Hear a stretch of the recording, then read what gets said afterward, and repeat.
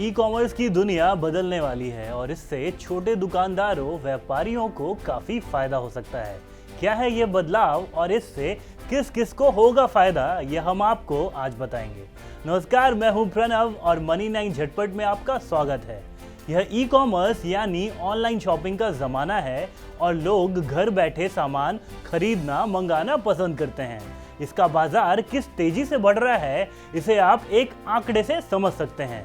जहां 2020 में e commerce market 46 अरब dollar का था, 2025 तक इसके करीब 4 गुना बढ़कर 188 अरब डॉलर के होने की उम्मीद है।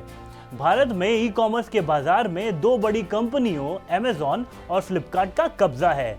ये दोनों कंपनियां इतनी बड़ी हैं और बाजार को इस कदर डोमिनेट करती हैं कि बाजार के नियम कायदे भी यही तय करती हैं। मार्केट रिटेलर्स ने कई बार दोनों कंपनियों के खिलाफ शिकायतें की हैं। उनका कहना है कि दोनों कंपनियां अपने पसंद के सेलर्स को तरजीह देती हैं, सर्च में सबसे ऊपर रखती हैं, साथ ही अनुचित लाभ हासिल करने के लिए बड़े डिस्काउंट्स भी देती हैं। इसलिए इन कंपनियों के वर्चस्व को चुनौती देने के लिए सरकार ने एक नई पहल की है। इस पहल का नाम ONDC है, यानी open network for digital commerce. ONDC open protocol पर आधारित एक टेक्निकल नेटवर्क है। यह ministry of commerce and industry की एक पहल है। इसका मकसद इलेक्ट्रॉनिक नेटवर्क के जरिए वस्तुओं और सेवाओं के लेन देन और खरीद बेच के सभी पहलुओं के लिए एक खुले मंच यानी ओपन प्लेटफॉर्म को प्रोत्साहित करना है, जिसका इस्तेमाल सभी ऑनलाइन रिटेल विक्रेता कर सकें। साथ ही इसका मकसद वस्तुओं और सेवाओं की खरीद बेच पर डिजिटल मोनोपोली को खत्म करना है। डिजिटल मोनोपोली यानी ई कॉमर्स साइट्स की बाजार में मोनोपोली। इसे हम आसान भाषा में समझते हैं। यह एक ओपन सोर्स नेटवर्क है। यह स्थानीय व्यापारियों या लोकल कॉमर्स को एक नेटवर्क इनेबल्ड एप्लीकेशन के जरिए ग्रोसरी, फूड ऑर्डर और डिलीवरी, होटल बुकिंग और यात्रा सहित अलग अलग सेगमेंट में अधिक से अधिक लोगों तक एक्सेस देकर उनकी मदद करेगा। इससे एक छोटा रिटेलर भी कई प्लेटफॉर्म पर दिखने लगेगा।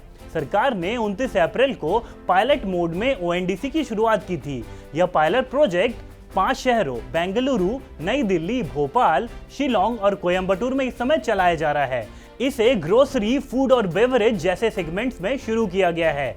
पायलट परियोजना में करीब 150 रिटेलर यानी खुदरा विक्रेता हिस्सा ले रहे हैं।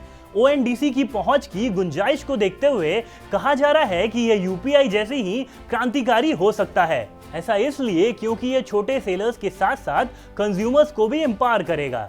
चूंकि ये गूगल सर्च इंजन जैसा ओपन सोर्स नेटवर्क है, यह पूरी खरीद बिक्री की प्रक्रिया को डेमोक्रेटाइज कर देगा यानी लोकतांत्रिक बनाएगा। इसकी मदद से बायर और सेलर यानी खरीदार और विक्रेता दोनों एक दूसरे को देख सकते हैं। अब इसके लिए आपको अमेज़न, फ्लिपकार्ट, जोमैटो, स्विगी जैसे अलग अलग ई कॉमर्स साइट्स पर जाना होता है। अब जहां अमेज़न, फ्लिपकार्ट को भी ONDC से जुड़ना होगा यानी इंटीग्रेट होना होगा, वहीं दूसरी ओर छोटे प्लेटफॉर्म्स भी यहां दिखेंगे। यहां आपको ढेरों बड़े ई कॉमर्स साइट्स के अलावा छोटे स्तर के साइट्स भी दिखने लगेंगे, जहां की वो प्रोडक्ट्स उपलब्ध है जो आप ढूंढ रहे हैं, जो तलाश रहे हैं। अब आप सीधे जहां से चाहे वहां से ऑर्डर कर सकते हैं। हो सकता है कि लोकल लेवल पर वह प्रोडक्ट उपलब्ध हो और अमेज़न, फ्लिपकार्ट के उलट वह आपको कुछ ही घंटे में सामान डिलीवर भी कर दें। साथ ही वह प्रोडक्ट अब ज्यादा सस्ता भी मिल सकता है। यहाँ आपको इंटर ऑपरेटिबिलिटी की भी सुविधा मिलती है, मतलब एक ऐप से सामान ऑर्डर करें और वह सामान आपको कोई दूसरा ऐप डिलीवर करे।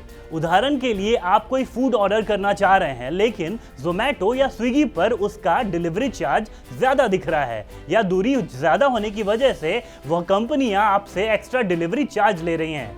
ऐसे में आप जोमैटो या स्विगी से खाना ऑर्डर कर सकते हैं और डिलीवरी के लिए डंजो जैसा कोई डिलीवरी ऐप चुन सकते हैं, या फिर वह रेस्टोरेंट सीधे आपको खाना डिलीवर कर सकता है।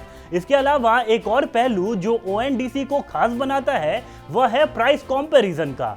आप जो प्रोडक्ट खरीदना चाह रहे हैं उसे ONDC की मदद से तलाश सकते हैं। यहाँ आप सभी प्लेटफॉर्म्स के प्राइसेस भी कंपेयर कर सकते हैं। तो उम्मीद करते हैं यह खबर आपको पसंद आएगी। काम की ऐसी खबरों के लिए देखते रहिए मनी9।